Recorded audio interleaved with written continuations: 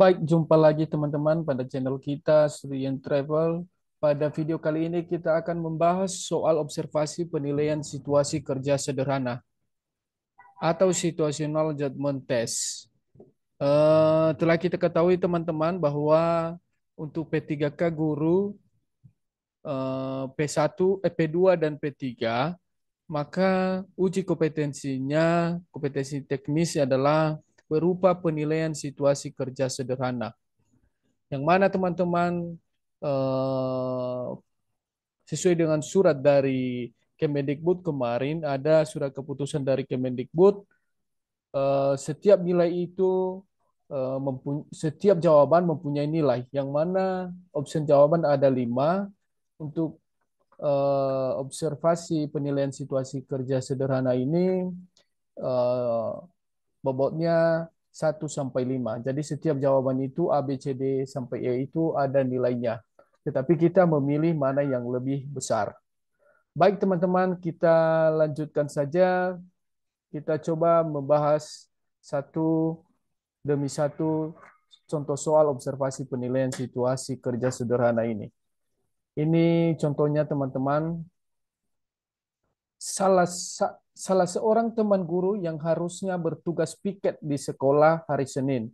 Akan tetapi ia mendadak pingsan karena memaksakan diri tetap bekerja dalam keadaan sakit. Saat itu Anda juga sedang mengerjakan tugas-tugas. Anda diminta menggantikannya. Sikap Anda bagaimana? A. Meninggalkan tugas dan langsung menggantikan teman bertugas piket. B. Menyelesaikan tugas terlebih dahulu, baru setelah itu menggantikan tugas piket. C. Bersikap acuh karena merasa bukan tanggung jawabnya. D. Menunggu teman sadar dari pingsannya, kemudian memintanya bertugas kembali. E. Menunggu teman lain menggantikan tugas di meja piket. Baik teman-teman, kita coba cari jawaban yang paling benar dari setiap jawaban yang telah ada di atas ini. Jadi yang pertama dulu kita mengeliminasi satu-satu poin jawaban ini. Yang pertama meninggalkan tugas dan langsung menggantikan teman bertugas piket. Ini bisa memungkinkan. Menyelesaikan tugas terlebih dahulu, baru setelah itu menggantikan tugas piket. Ini juga bagus. Kemudian bersikap acuh karena merasa bukan tanggung jawabnya. Ini salah teman-teman.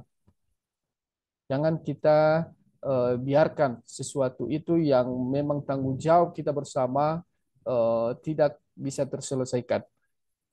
D. Menunggu teman sadar dari pingsannya kemudian memintanya bertugas kembali. Ini tidak mungkin juga teman-teman. Kemudian menunggu teman lain menggantikan tugas di meja piket. Jangan kita harus menunggu, sedangkan pada soal Anda diminta menggantikannya. Saat itu Anda juga sedang mengerjakan tugas.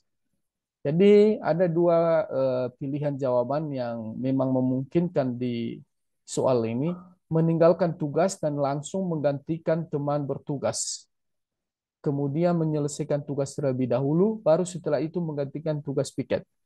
Sedangkan pada soal, kita lihat di sini Anda diminta menggantikannya. Berarti yang meminta kita ini pasti atasan kita. Ketika atasan kita meminta untuk menggantikan teman kita, maka wajib harus kita laksanakan. Jadi, kalau kita lihat bagian B ini menyelesaikan tugas terlebih dahulu, berarti kita harus memberikan ini kepada atasan kita alasan. Kalau dalam pekerjaan itu kita wajib menuruti apa yang diperintahkan oleh atasan. Jadi ini tidak menjadi jawaban yang paling tepat. Jadi jawaban untuk nomor satu ini adalah bagian A.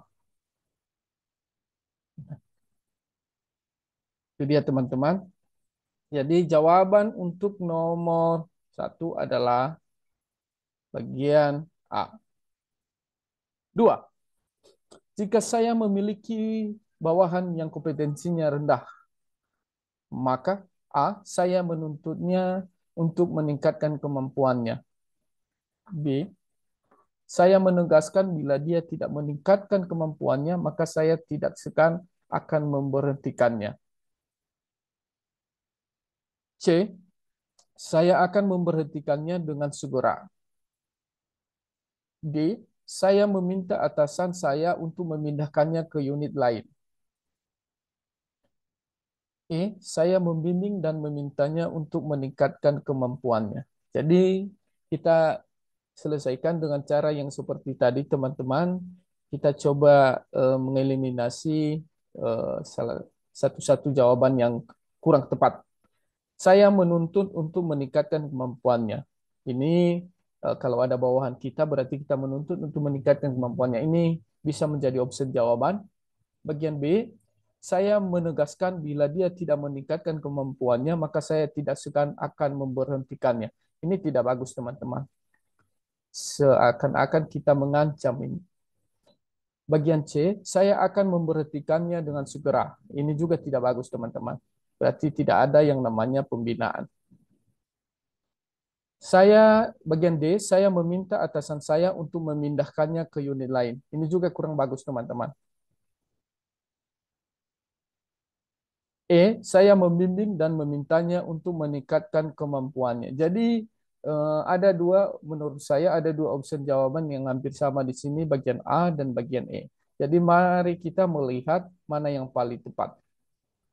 Ketika kita memiliki bawahan yang kompetensinya rendah, baiknya di situ kita akan memberikan bimbingan kepada dia untuk eh, memintanya untuk meningkatkan kemampuannya. Berarti kita harus sebagai atasan harus memberikan bimbingan, memberikan dia masukan-masukan bagaimana sebaiknya dalam melakukan pekerjaan itu. Jadi kalau menurut saya jawaban yang paling tepat di sini adalah bagian E.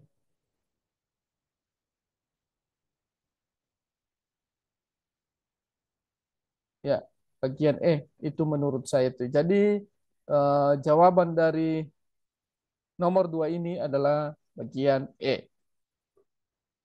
Baik, kita lanjutkan ke nomor berikutnya.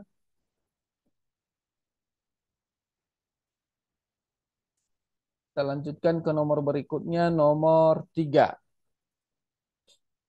Anda adalah seorang anggota biasa dalam organisasi guru. Saat ini organisasi Anda dihadapkan pada situasi rumit yang membutuhkan pengambilan keputusan saat ini, juga dari ketua. Padahal ketua baru tiba di gedung 4 jam lagi. Sikap Anda adalah, artinya di sini harus diambil keputusan, yang mengambil keputusan sebenarnya itu adalah ketua, dan ketua juga belum datang, masih 4 jam lagi, padahal harus diambil keputusan pada saat itu juga. Baik, sikap Anda bagaimana? A. Tetap menunggu ketua unit untuk datang. B. Saya menelepon dulu ketua lalu mengambil keputusan arahan sesuai arahan pimpinan dan berdasarkan kondisi saat itu. C. Meminta rekan lain saja yang mengambil keputusan. Bagaimanapun saya tidak bersedia mengambil keputusan karena hal itu berisiko tinggi bagi karir saya. Oke. Saya akan mengambil keputusan untuk menyelamatkan kondisi rumit tersebut. Jadi kita mencari jawaban yang paling tepat seperti yang saya katakan tadi, kita mengeliminasi dulu satu-satu jawaban yang kurang tepat. Kalau di sini kita dihadapkan dengan suatu situasi yang rumit, yang mana membutuhkan pengambilan keputusan pada saat itu juga dari ketua, padahal ketua baru tiba di gedung 4 jam lagi, artinya ketua masih belum datang. Padahal dan kita juga diwajibkan mengambil keputusan pada saat itu. Maka bagian A tetap menunggu ketua untuk datang. Ini tidak sesuai ini teman-teman, karena kita diwajibkan untuk mengambil keputusan pada saat itu. B. Saya menelpon dulu ketua lalu mengambil keputusan sesuai arahan pimpinan dan berdasarkan kondisi saat itu. Ini bisa memungkinkan teman-teman, karena walaupun tidak ada ketua di situ, kita bisa berkomunikasi melalui lewat telepon dan keputusan yang diambilnya melalui telepon bisa kita jadikan sebagai keputusan pada saat itu. C. Meminta rekan lain saja yang mengambil keputusan. Ini juga tidak benar, teman-teman. Bagaimanapun juga, saya tidak bersedia mengambil keputusan karena hal itu berisiko tinggi bagi karir saya. Ini juga bisa memungkinkan, tetapi tidak menyelesaikan masalah. Masalahnya adalah harus diambil keputusan pada saat itu. E. Saya akan mengambil keputusan untuk menyelamatkan kondisi rumit tersebut. Ini menyelesaikan masalah, tetapi resikonya kepada kita. Apa resikonya? Ketika tidak sesuai dengan keinginan dari eh, pimpinan, maka kita yang jadi sasarannya untuk disalahkan. Jadi ada dua opsi jawaban yang hampir sama di sini yang memungkinkan untuk jawaban ini.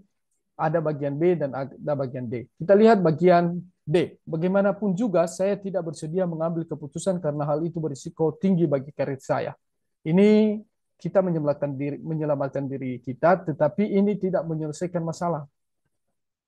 Harus ada keputusan. Jadi jawaban yang paling tepat di sini adalah saya menelepon dulu ketua, lalu mengambil keputusan sesuai arahan pimpinan. Artinya kita bisa mengambil satu keputusan yang disampaikan ketua melalui telepon. Artinya itu tidak dua-duanya bisa menyelesaikan masalah. Tidak ada beresiko ke kita karena itu keputusan dari ketua dan juga keputusan bisa kita ambil pada saat itu. Itu dia, teman-teman. Jadi jawaban untuk nomor 3 ini adalah bagian B. Baik, kita lanjutkan untuk soal berikutnya. Ini jawaban nomor 3 adalah jawaban B, bagian B. Kita lanjutkan untuk soal berikutnya, nomor 4. Suatu ketika, karena ada masalah yang terjadi di rumah, Anda masuk mengajar di suatu kelas dengan suasana hati yang kurang baik.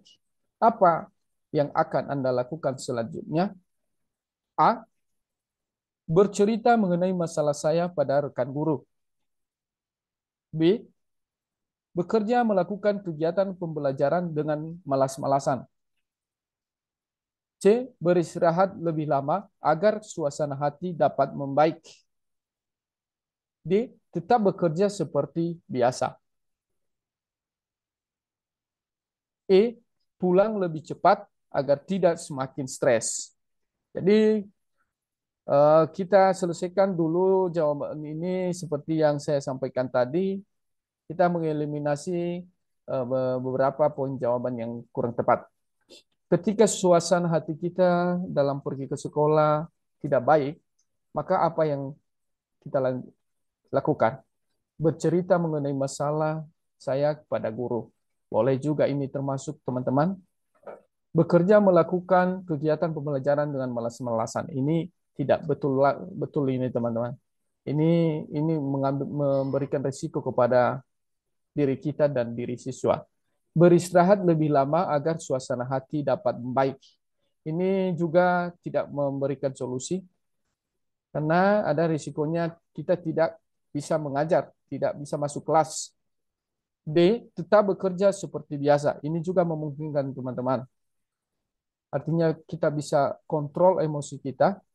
E. Pulang lebih cepat agar tidak semakin stres. Ini juga tidak benar teman-teman karena masalah di rumah jangan kita bawakan di tempat kita bekerja.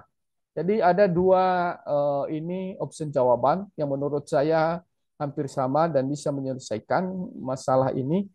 Bagian A bercerita mengenai masalah saya pada rekan guru. Ini bisa juga teman-teman, tetapi ini tidak memberikan solusi terkait saat kita mengajar. Karena kalau kita bercerita itu memakan waktu untuk menceritakan kepada guru-guru yang lain menjadi terhalang kita masuk dalam kelas. Dan juga bisa menambah masalah lain. Belum tentu apa yang disarankan oleh rekan-rekan guru kita itu apakah baik atau tidak baik. Jadi ini kurang tepat menurut saya, teman-teman. Jadi untuk bagian nomor 3 ini, jawaban nomor 4 ini, jawaban menurut saya adalah tetap bekerja seperti biasa.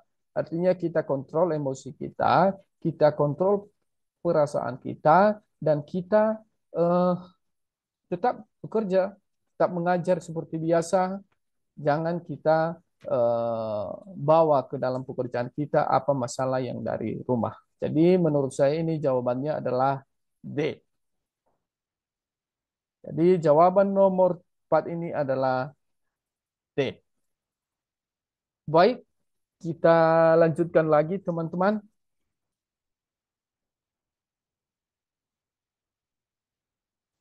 Ke nomor berikutnya. Nomor 6. Nomor 5 teman-teman.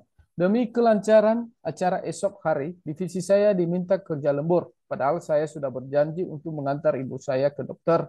Yang seharusnya saya lakukan adalah bagian A, pulang dan teman-teman tidak mengetahuinya. Artinya kita pulang tanpa memberitahu teman yang lain. B, pulang lebih cepat dengan pura-pura sakit. C, mencoba menghubungi ibu saya dan mengatakan saya akan sedikit terlambat. D, lembur sampai pekerjaan selesai. E, meminta izin kepada atasan untuk mengantar ibu saya sebentar lalu kembali kerja. Baik teman-teman, kita coba selesaikan soal ini. Seperti cara penyelesaian yang saya sampaikan tadi, mari kita eliminasi satu persatu poin jawaban yang memang bobot nilainya kecil. Dari pertanyaan ini, demi kelancaran acara esok hari, divisi saya diminta kerja lembur, padahal saya sudah berjanji untuk mengantar ibu saya ke dokter.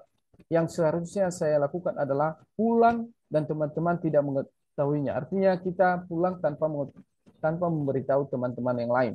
Ini juga tidak benar, teman-teman. B, pulang lebih cepat dengan pura-pura sakit. Ini sama saja tidak benar, teman-teman. Ini kita berbohong di sini. C, mencoba menghubungi ibu saya dan mengatakan saya akan sedikit terlambat. Ini bisa memungkinkan teman-teman sebagai jawaban. Bagian D, lembur sampai pekerjaan selesai. Ini juga tidak benar teman-teman, karena kita sudah berjanji kepada ibu untuk mengantarnya ke dokter. Jadi ini tidak benar.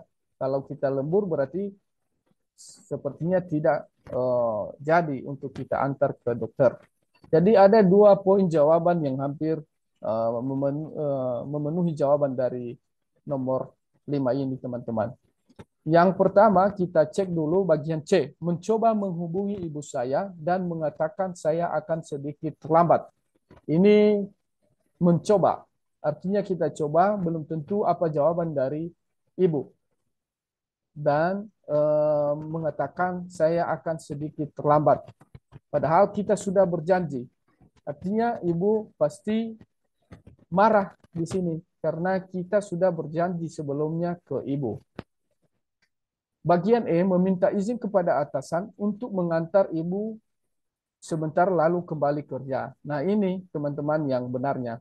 Artinya kita meminta izin, memberanikan diri kepada atasan untuk meminta izin sebentar, dan pekerjaan yang belum kita selesaikan, kita akan selesaikan setelah itu dengan cara kita kembali kerja setelah kita mengantar ibu ke dokter. Jadi jawaban untuk nomor 5 ini adalah bagian E. Oke, jawaban untuk nomor 5 adalah bagian E.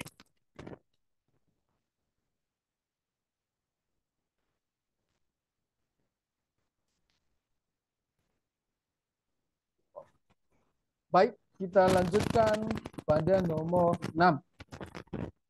Untuk mencapai tujuan kelompok yang telah ditetapkan, maka sebagai pemimpin saya, di sini kita sebagai pemimpin. A, tidak mempermasalahkan apakah orang lain mau bekerja dengan baik atau tidak. B, mendorong orang lain untuk bekerja dengan baik jika diperlukan. C, mendorong orang lain untuk bekerja dengan baik jika situasi memungkinkan. D, menstimulasi orang lain untuk mau bekerja dengan baik. D, mengajak orang lain bersama-sama untuk bekerja dengan baik. Baik, kita coba mengeliminasi satu persatu poin jawaban yang kurang tepat. atau yang nilainya kecil. Untuk mencapai tujuan kelompok yang telah ditetapkan, maka sebagai pemimpin saya akan titik-titik. Tidak mempermasalahkan apakah orang lain mau bekerja dengan baik. Ini bukan sifat atau sifat dari pemimpin. Itu pemimpin harus peduli kepada orang lain atau bawahannya. Kalau di sini tidak mempermasalahkan apakah orang lain mau bekerja dengan baik atau tidak. Ini bukan sifat dari pemimpin. Bagian B, mendorong orang lain untuk bekerja dengan baik jika diperlukan. Ini juga bukan sifat dari pemimpin, karena di sini mendorong orang lain untuk bekerja hanya jika diperlukan. Padahal pemimpin itu setiap saat mendorong setiap orang lain atau bawahannya. Bagian C, mendorong orang lain untuk bekerja dengan baik jika situasi memungkinkan. Ini juga sama dengan bagian B, mendorong orang lain ketika situasi memungkinkan, katanya di sini. Ini juga tidak benar. Sama. Kemudian bagian D, menstimulasi orang lain untuk mau bekerja dengan baik. Ini juga bisa memungkinkan jawaban teman-teman. Kemudian E, mengajak orang lain bersama-sama untuk bekerja dengan baik. Jadi kita lihat bagian D, menstimulasi orang lain untuk mau bekerja dengan baik. Artinya kita hanya menyuruh orang lain, tidak ikut di dalam bagian dalam melakukan pekerjaan itu. Sedangkan bagian E, mengajak orang lain bersama-sama untuk bekerja. Artinya kita dengan orang lain atau bawahan kita bersama-sama untuk bekerja. Jadi jawaban yang paling tepat adalah bagian E, teman-teman. Jadi untuk nomor 6 ini jawabannya adalah bagian E. Baik, demikian dulu untuk video kali ini. Nanti saya coba lanjutkan lagi di video berikutnya karena durasi juga terlalu panjang, maka saya akan upload pada video berikutnya nanti. Baik, sebelum saya akhiri, saya minta kepada teman-teman yang belum subscribe, silakan subscribe, share, like, dan komen kalau ada jawaban-jawaban menurut teman-teman yang sedikit berbeda dengan yang saya sampaikan ini. Terima kasih. Semoga kita semua lulus pada tahun ini.